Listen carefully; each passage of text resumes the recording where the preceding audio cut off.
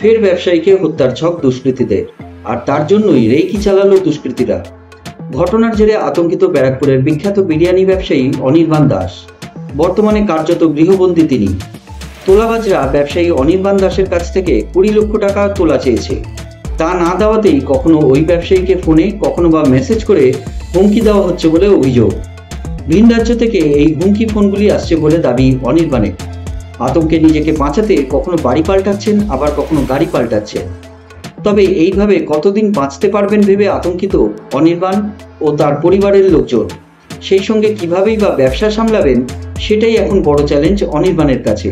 পুলিশকে জানিয়েছেন পুরো ঘটনা, কিন্তু এখনও কোনো সুরাহা হয়নি বলে তাঁর দাবি। ব্যারাকপুরের বিরিয়ানি ব্যবসায়ীর বক্তব্য, ব্যবসা করলেই কি টাকা দিতে হবে তোলাবাজদের? অনির্বাণ নিজেও মোহনপুর পঞ্চায়েতের সদস্য। এর আগেও 2021 সালে অনির্বাণের বিরিয়ানির দোকানে গুলি চালিয়েছিল দুষ্কৃতীরা। এদিকে 15ই জুন বেলঘরিয়ার ব্যস্ততম রাস্তায় ব্যবসায়ী অজয় মণ্ডলের গাড়িতে 8 রাউন্ড গুলি চালানোর ঘটনায় 11 দিন কেটে গেলেও এখনো কেউ গ্রেফতার হয়নি। ঘটনাটা 4-5 মাস আগেও এরকম আমাকে হুমকি দিয়েছে, হুমকি চলছে, মানে টাকা পয়সা যদি আমি না দিই তাহলে আমার ব্রাঞ্চের উপর এফেক্ট করবে, ওরা গুলি করবে। তো এটা 3-4 মাস আগে এরকম করেছিল। আমি প্রশাসনকে জানিয়েছি যে 4-5 রকমের নাম্বার দিয়ে তারা ফোন করছে, ইন্টারনেট কলিং করছে, বিভিন্ন নাম্বার থেকে ফোন করছে আর বিভিন্ন জায়গা থেকে ফোন করছে। প্রশাসনের কাছে পাঠিয়েছি, প্রশাসন আশ্বাস দিয়েছে যে এদের ব্যবস্থা নেবে। তো আমাদের একটা নিজস্ব মানে মানসিক সমস্যা হয়ে যাচ্ছে যে আমরা কিভাবে ব্যবসাটা করবো। আমরা ব্যবসাতে কোনো নিরাপত্তা পাচ্ছি না, ব্যবসা করবো যে সে সাহসটা পাচ্ছি না, যে বাড়ি থেকে বেরোবো সেই সাহসটা পাচ্ছি না। টাকা ডিমান্ড করেছে।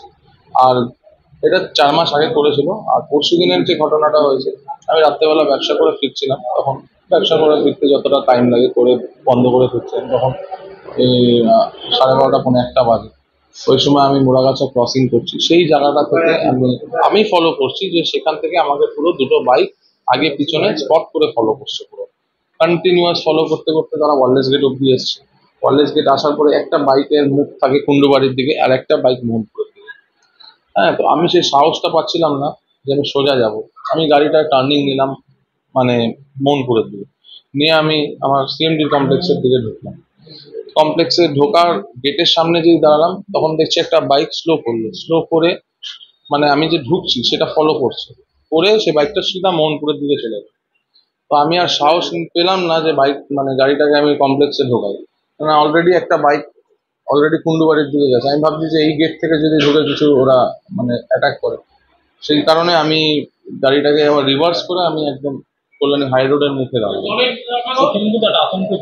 প্রচন্ড দাদা, আমি রাতে ঘুম হচ্ছে না ঠিক মতন, মানে রীতিমতো আতঙ্কিত হয়ে গেছি, মানে নিরাপত্তাহীনে ভুগি, মানে অসুবিধা হচ্ছে প্রচন্ড। মানে এরকম বাই ফোনে এখন কথাবার্তা বলছি, বাড়ির থেকে বেরোচ্ছি না এখন আপাতত। পুলিশকে জানিয়েছি, পুলিশ আশ্বাস দিয়েছেন, পুলিশ যথেষ্ট চেষ্টা করছেন।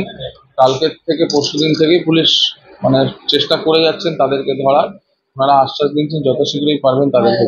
দলীয় স্তরে কোনো কথা হয়েছে? দলীয় স্তরের নেতৃত্বদের সাথেও কথা হয়েছে, তারাও আশ্বাস দিয়েছেন আমাকে।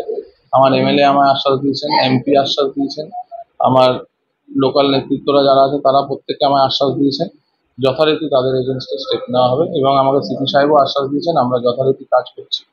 আমায় আশ্বাস দিয়েছেন যত শীঘ্রই পারবেন তাদেরকে দেবেন। কিন্তু আমরা একটা মানে কি বলুন তো, মানে ফার্স্টেশনে ভুগছি, ডিপ্রেশন এসে যাচ্ছে। আমি যে ব্যবসা করবো, আমার পলিটিক্যাল কেরিয়ারে একটা প্রবলেম হচ্ছে, আমি পলিটিক্যালি ঠিক মতন কাজ করতে পারছি না, ব্যবসায় ঠিক মতন মন দিতে পারছি না, সমস্ত দিকে হ্যাম্পার হচ্ছে।